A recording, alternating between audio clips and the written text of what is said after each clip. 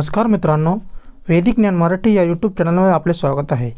आपण या व्हिडिओमध्ये जाणून घेऊया गुरु शुक्रामुळे तयार झालेला आहे शक्तिशाली परिवर्तन राजयोग आणि या राशींचे नशीब फळफळणार आहे। चॅनलमध्ये नवीन असाल तर आमच्या चॅनलला सबस्क्राइब करा, व्हिडिओला लाईक करा आणि बेल आयकॉनला क्लिक करा। चला तर जाणून घेऊया गुरु शुक्रामुळे तयार झालेल्या शक्तिशाली परिवर्तन राजयोगाविषयी। मित्रांनो, ज्योतिषशास्त्रात ग्रहांच्या स्थितीनुसार भाकितं वर्तवली जातात। गुरु शुक्राच्या स्थितीमुळे असाच योग असणार आहे, कारण हे दोन्ही ग्रह गुरुच्या भूमिकेत आहे।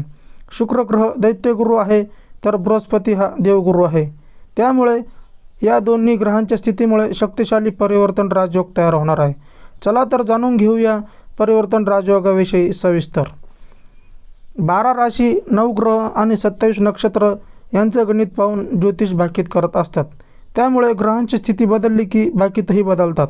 ज्योतिषशास्त्रात प्रत्येक ग्रहांचं स्वतःचं असं महत्त्व आहे।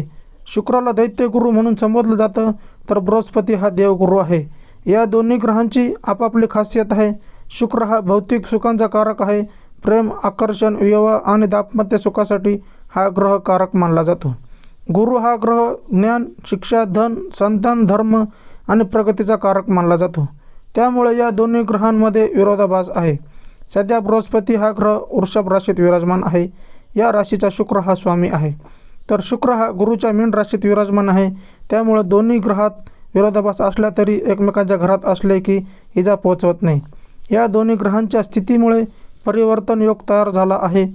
शुक्र ग्रहाने 28 जानेवारीला मीन राशीत प्रवेश केला आहे, तर गुरु ग्रह वृषभ राशीत गेल्या वर्षभरापासून विराजमान आहे। 1 मे रोजी गुरु मिथुन राशीत प्रवेश करेल, त्यात शुक्राला राहूचं बळही मिळणार आहे। त्यामुळे 3 राशींच्या जातकांना लाभ मिळणार आहे। चला तर जाणून घेऊया त्या 3 राशी कोणत्या।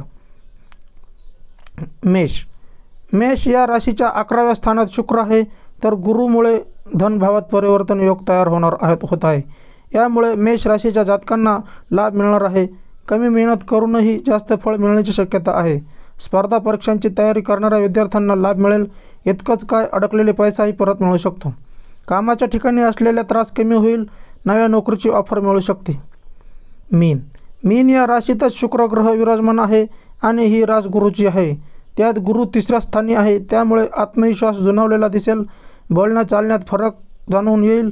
एखाद्या कामावर तुमचा प्रभाव दिसून येईल। तुम्ही किचकट कामही सहज पूर्ण करू शकता, असा काळ आहे।